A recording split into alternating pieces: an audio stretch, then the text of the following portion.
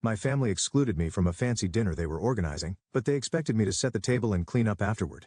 Instead, I made a reservaton at my favorite restaurant and turned off my phone. When they came looking for me to help, "You'll come early on Friday to set the table.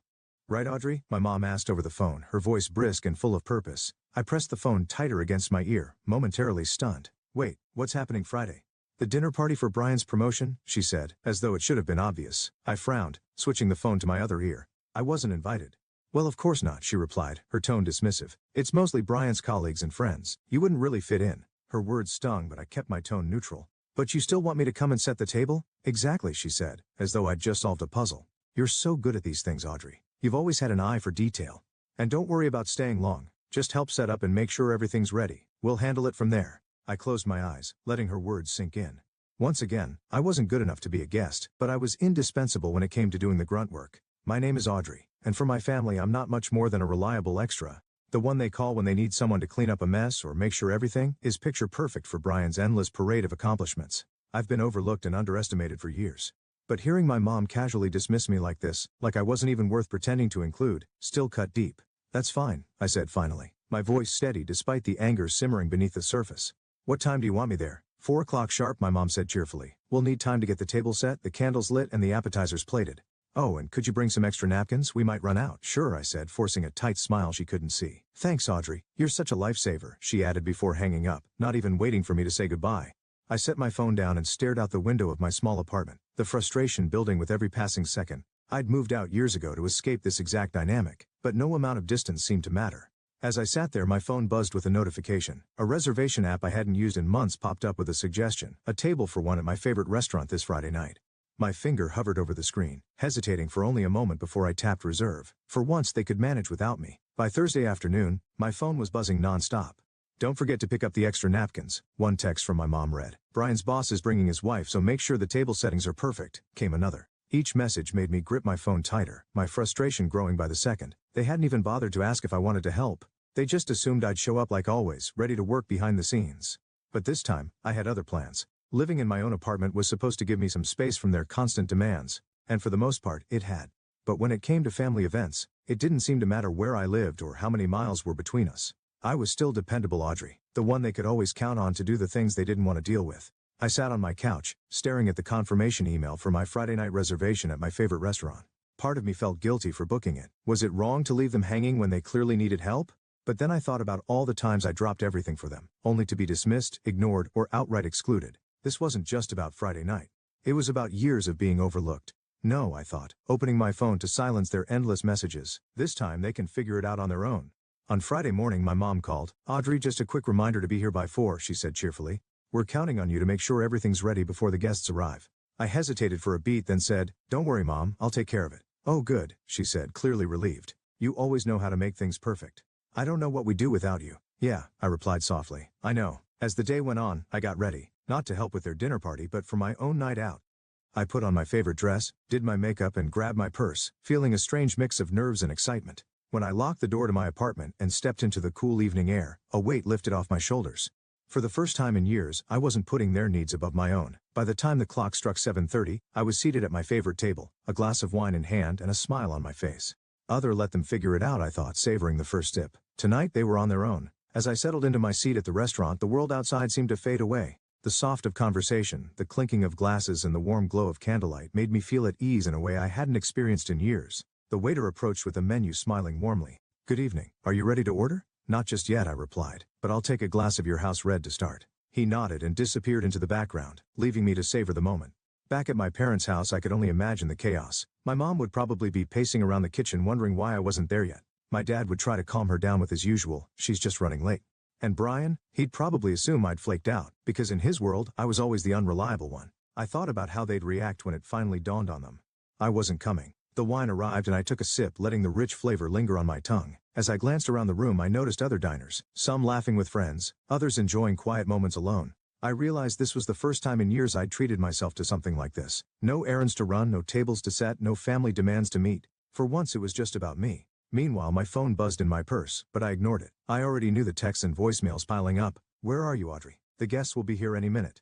Why aren't you answering your phone?" I almost felt sorry for them. Almost. When the waiter returned, I ordered a dish I'd been eyeing for months but had never found the right occasion to try. As the meal arrived, beautifully plated and steaming with rich aromas, I couldn't help but smile. This was what freedom felt like, deciding what I wanted, when I wanted, without anyone else's expectations weighing me down. By the time dessert arrived, I was completely at ease. The tiramisu was decadent, the perfect end to a perfect evening. Let them scramble, I thought, savoring another bite. They'd figure it out eventually, and maybe, just maybe, they'd start to realize how much they'd taken me for granted. But for now, that wasn't my problem. Back at my parents' house, the scene was everything I'd imagined, and worse. "Where is she?" my mom demanded, pacing back and forth in the kitchen. Her voice had that sharp edge it always got when things weren't going according to plan. "She said she'd be here," my dad replied. His tone half reassuring, half uncertain. "Maybe she got held up." "Held up?" my mom snapped, throwing her hands in the air. "It's not like Audrey has anything else going on. She knew how important tonight was. How could she just disappear?" Brian strolled in, adjusting his tie with a smirk. "Honestly, I don't know why you keep relying on her. She's always been flaky." "Flaky?" my dad echoed, raising an eyebrow. "She's done everything for this family. She probably just forgot the time." "Forgot?" My mom's voice was shrill now. "She was supposed to be here an hour ago. The table's not set, the candles aren't lit, and the appetizers are still in the fridge. What am I supposed to tell our guests when they walk into this mess?" Brian shrugged, pulling out his phone. "Not my problem. Maybe next time don't put all your faith in someone who enough." My dad barked, silencing him. Meanwhile, I was halfway through my dessert at the restaurant, blissfully unaware of the chaos. The tiramisu melted in my mouth as I took another bite, savoring the layers of espresso-soaked ladyfingers and mascarpone cream. Across the room, a couple was celebrating an anniversary, their laughter filling the air. It felt good to be here, surrounded by warmth and light, instead of at home where my efforts would have been overlooked and unappreciated. My phone buzzed again, but I didn't even glance at it. Tonight, their emergencies weren't mine to solve. Back at the house, the tension had reached its boiling point. My mom finally grabbed her phone and dialed my number, her hand trembling with frustration. The call went straight to voicemail. "She's ignoring me," she said, staring at the phone in disbelief.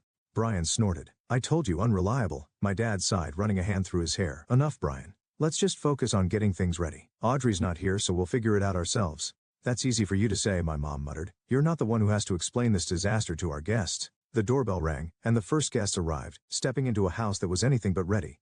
My mom plastered on a smile, but I could tell, even from miles away, that she was seething inside. I could imagine her glancing around the unfinished dining room, the unlit candles, and the untouched appetizers, silently cursing me for not being there. And for the first time, I didn't care. As the evening wore on, I took my time, relishing every moment at the restaurant. The server had just refilled my glass of wine when I decided to take a peek at my phone. The screen lit up with a flood of missed calls and text messages. "Where are you? Guests are arriving. Everything's falling apart. We need you now. You're being so selfish, Audrey." I smirked, setting my phone back down without responding. For years I dropped everything to help them. Tonight they could manage without me. Back at the house, the dinner party had devolved into barely contained chaos. The dining room table was set, but it lacked the polished touch my mom had been counting on. The silverware was mismatched, the tablecloth was greased, and the candles sat unlit in their holders. "Why aren't the appetizers out yet?" my mom hissed at my dad, who was frantically trying to open a bottle of wine. "I'm doing the best I can," he snapped, the corkscrew slipping in his hand. "You said you'd handle the appetizers." "I said Audrey would handle it," my mom retorted, her voice sharp. "But she's not here, is she?" Brian, seated at the head of the table with a drink in hand, rolled his eyes. "Just calm down. No one's going to care about the tablecloth or whatever. Can we just start eating?" "Brian, this is your dinner party," my mom said, her face flushing with frustration. "You could at least pretend to care about the details. Maybe you should have invited someone who actually knows how to throw a party," one of Brian's friends muttered under his breath, loud enough for my mom to hear. Her eyes widened, and for a moment she looked like she might explode. While they scrambled to salvage the night, I was indulging in a decadent slice of cheesecake at my table. Across the room, I overheard a couple chatting with the waiter about their travels, describing the beauty of the Amalfi Coast. The conversation sparked something in me, a longing to experience more of life beyond the narrow box my family had kept me in. I made a mental note to add travel to my list of priorities, along with continuing to prioritize my happiness. As the dinner dragged on, my phone buzzed one last time. This time, it was a text from my dad. "We're sorry, Audrey. We shouldn't have assumed you'd handle everything. Can we talk later?" I read the message twice, my emotions a mix of satisfaction and vindication. For the first time, it seemed like they were starting to understand what they'd taken for granted. But tonight wasn't about them. It was about me. And with that, I turned my phone off and signaled the waiter for the check. By the time I left the restaurant, the air outside was crisp and quiet, a welcome contrast to the chaos I imagined was still unfolding back at my parents' house. I strolled to my car, feeling lighter than I had in years. For once, I wasn't weighed down by their demands or expectations. Tonight, I had chosen myself, and it felt amazing. As I started the engine, my phone buzzed again. I debated ignoring it, but decided to check. It was another message from my dad. "Dinner's over. Your mom is furious, but I think she understands now. Can we talk tomorrow, please?" I exhaled slowly, a mix of emotions swirling inside me. Was this genuine regret or just another attempt to pull me back into the role they'd always expected me to play? I put the phone down without responding. Tonight wasn't about fixing things with them. It was about proving to myself that I didn't have to live under their thumb anymore. Back at the house, the fallout from my absence was in full swing. Guests had left earlier than expected, citing early mornings and long drives. The kitchen was a mess of half-empty plates and wine-stained glasses, and the once pristine tablecloth was now crumpled and dotted with spills. Brian had retreated to the living room, scrolling on his phone without a care in the world, while my mom stood in the kitchen, glaring at the disaster in front of her. "This wouldn't have happened if Audrey had been here," she muttered, slamming a plate into the sink. "Maybe," my dad said, leaning against the counter. "Or maybe we shouldn't have expected her to handle everything in the first place." She turned to him, her eyes narrowing. "What's that supposed to mean?" "It means," he said slowly, "that Audrey has done more for this family than any of us give her credit for. And maybe it's time we start appreciating her instead of taking her for granted." My mom opened her mouth to argue but paused, her expression softening just slightly. By the time I got home, the messages had stopped. I slipped off my shoes, poured myself a glass of water and sank into the couch, feeling a deep sense of calm. The night hadn't been perfect. It wasn't like one dinner would change years of being overlooked, but it was a step. For the first time I had set a boundary, and it felt like the start of something better. As I turned out the lights and headed to bed, I thought about my dad's last message. Maybe I'd call him tomorrow. But tonight I was content to let them sit with the realization of what life was like without me holding it all together. Let them figure it out for once. The next morning I woke up feeling unusually refreshed. No barrage of texts or missed calls greeted me, which was a small but satisfying victory in itself. I brewed a cup of coffee and sat by the window, watching the early sunlight filter through the curtains. For once there was no weight of expectation hanging over me, no list of chores I was expected to complete. It felt good, peaceful even. By mid-morning my phone buzzed. It was a call from my dad. I hesitated for a moment before picking up. "Hi Dad." "Hey Audrey," he said, his tone unusually soft. "Do you have a minute?" "Sure," I replied, keeping my voice neutral. "I just wanted to apologize," he began. "Last night we shouldn't have assumed you'd drop everything to help.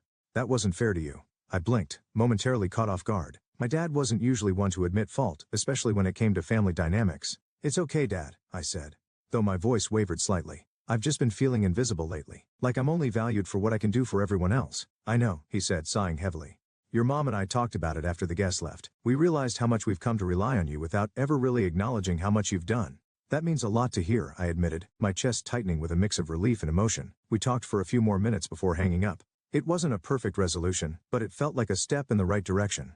Later that day, Amanda came over to check in. She'd been my sounding board for years, always ready to offer advice or a glass of wine when things got tough. "So," she said, plopping onto my couch with her usual dramatic flair, "how'd it go? Did the dinner party collapse without you?" "Pretty much," I said with a smirk. "But the real surprise? My dad actually apologized." Her eyes widened. "Seriously? That's unexpected. Tell me about it," I said, shaking my head. "I think they finally realized how much they've taken me for granted." "Well, it's about time," Amanda said, raising an imaginary glass in a toast to Audrey, the unsung hero. As the day went on, I found myself thinking more about my dad's apology.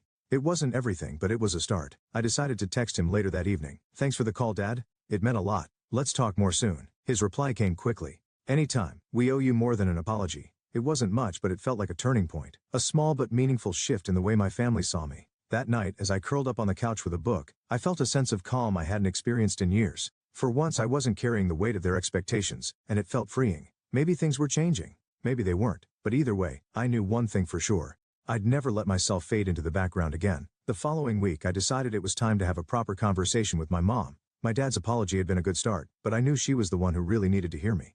I called her on a quiet afternoon. She picked up on the second ring, her voice as brisk as ever. "Audrey, I wasn't expecting you to call. Everything okay?"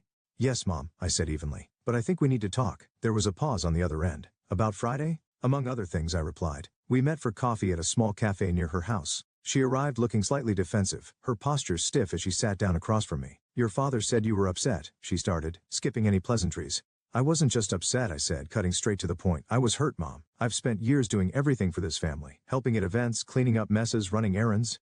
And it's like none of it even matters unless it benefits Brian." She opened her mouth to respond, but I held up a hand. "Let me finish. You didn't even invite me to the dinner. You just expected me to set the table, handle the details and disappear when the guests arrived. Do you have any idea how that feels?" Her expression softened and she let out a heavy sigh. "Audrey, it wasn't intentional. We've just always counted on you to help because you're so dependable. You never complain." "That's the problem," I said. "I never complain because I was raised to believe it wasn't my place too. But I'm not just dependable, Mom. I'm your daughter, and I deserve to be treated like I matter, not just for what I can do but for who I am." She looked down at her coffee, stirring it absent-mindedly. "You're right," she said finally. "We've been unfair to you. I didn't realize how much we were asking of you without giving anything back." I nodded, feeling a weight lift off my chest.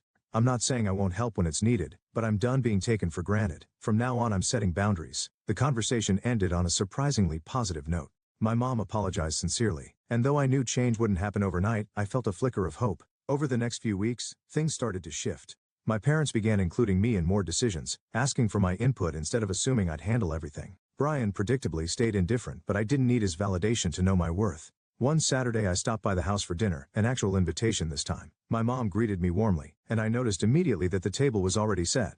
"Don't worry," she said with a small smile. "We've got everything handled tonight. You're here as a guest." I smiled back, feeling a rare but genuine connection. For the first time it felt like they were seeing me, not as the helper, but as an equal. The weeks that followed felt like a quiet revolution in my life. The changes weren't dramatic. There were no grand apologies or sweeping declarations, but they were real. And I could feel them in the little things. When my mom texted, it wasn't with a list of demands but with genuine questions about how I was doing. My dad called to check in, not to ask for help. And even Brian, while still as self-absorbed as ever, seemed to tread a little more lightly around me. One evening, I sat in my living room, scrolling through photos from the dinner party my mom had finally shared. The table had been set haphazardly, and the mismatched silverware was hard to miss. For a moment I thought about how I would have made it perfect. The polished glasses, the neatly folded napkins, the lit candles. But then I smiled, realizing something important. It wasn't my job to make everything perfect for them anymore. They had managed imperfectly, and they had learned what it felt like to rely on themselves. Amanda came over a few days later, armed with takeout and her usual dramatic flair. "So how's life as a boundary-setting queen?" she asked, digging into a carton of noodles. "Surprisingly good," I said with a laugh. "It's weird though. Now that I'm not constantly running around for them, I have so much more time for myself." "Imagine that," she teased, raising an eyebrow. "What are you going to do with all this newfound freedom?" "I've been thinking about it," I said, leaning back on the couch. "Maybe I'll take that trip I've always talked about. Greece, Italy, somewhere warm and far away." Amanda grinned. "Now that's the Audrey I want to see." Later that night, as I cleaned up the empty takeout containers, I felt a sense of calm I hadn't experienced in years. The version of me who would have bent over backward to make everyone else happy was gone. This new version, the one who knew how to say no, how to prioritize herself, was here to stay, and it felt good. A few weeks later I got another text from my mom. "We're planning a family gathering next month. Would you like to come as a guest?" I read the message twice, surprised by the wording. There was no assumption, no expectation, just an invitation. I thought about it for a moment before replying, "I'd love to. Thanks for asking." When the day of the gathering arrived, I walked into my parents' house feeling lighter than I ever had before. My mom greeted me warmly at the door, giving me a hug that felt sincere. "Everything's ready," she said with a smile. "Come in and relax. We're so glad you could make it."